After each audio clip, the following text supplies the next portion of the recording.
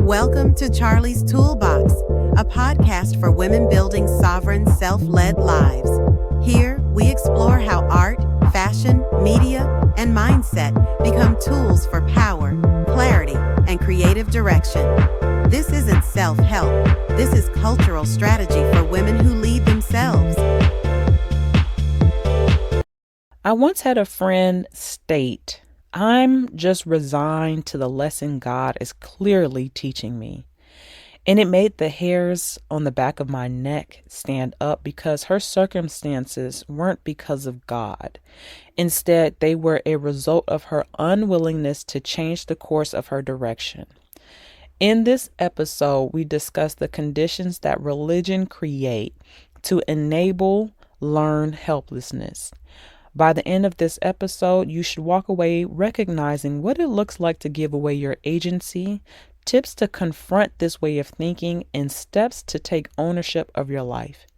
And if you like this episode or you've been following me for a while, rate my podcast, like it, subscribe, and join my Substack community. It's a free way to help my platform grow and reach the community that I want to reach.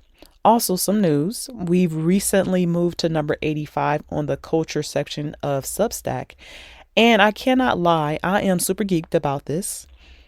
Since we officially launched in September, this has been so fun.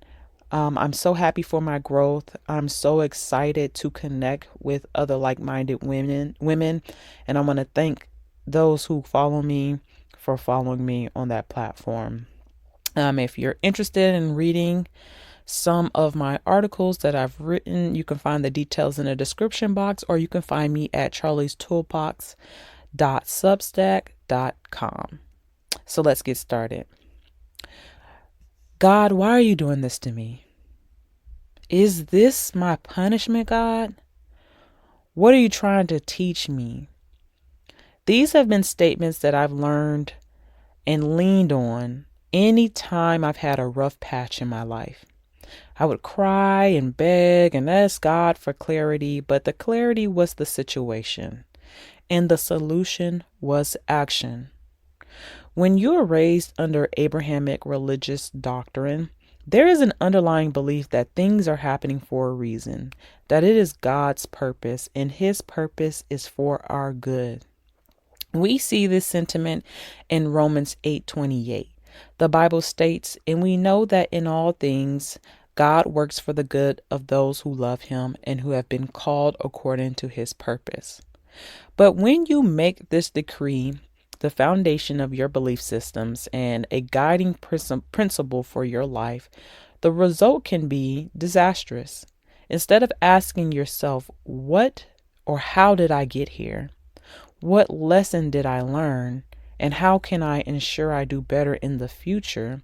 You can hide your bad decisions or naivety underneath God's will and do nothing.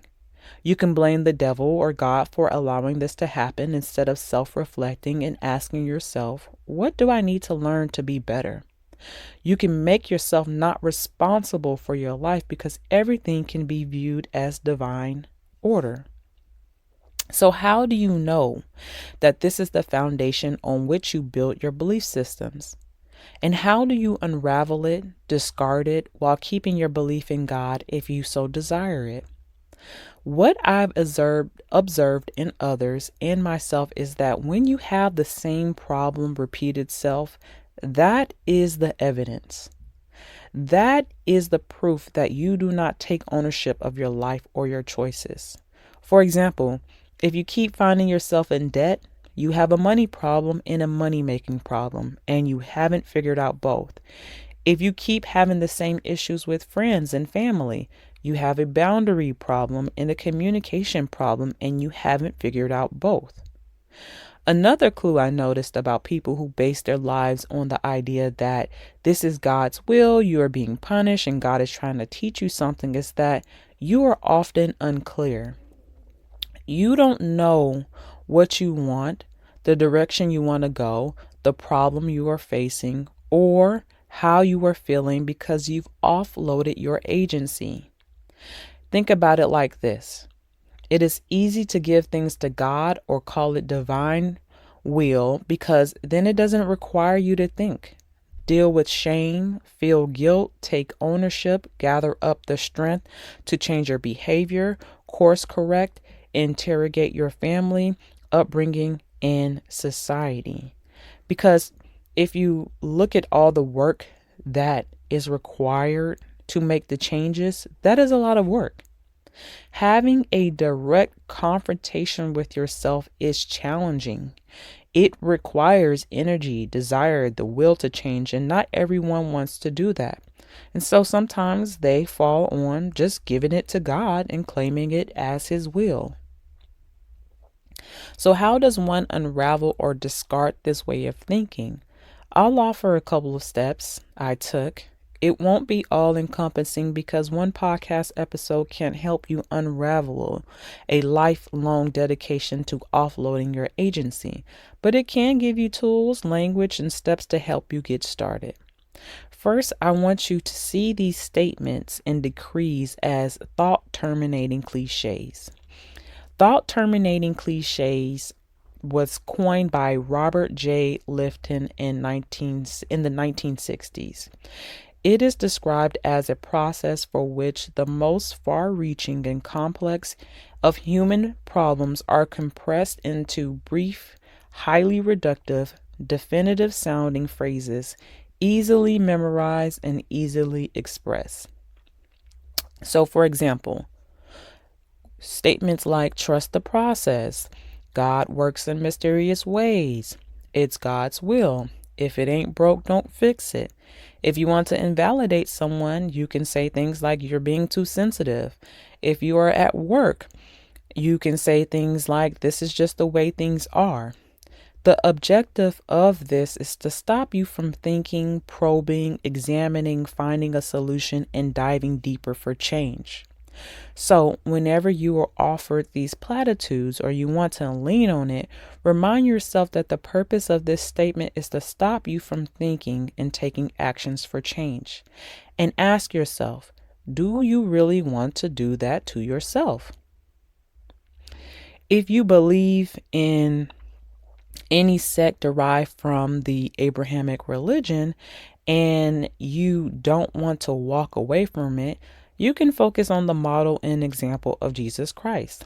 All of His work was through action. There is no moment in His life when He isn't taking action.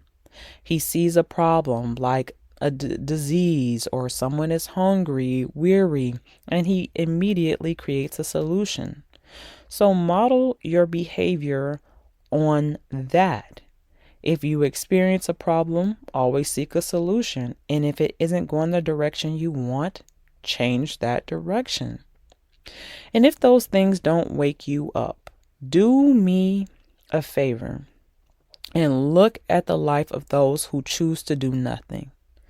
See their strife, difficulties, and struggles and ask yourself, do you want to be there?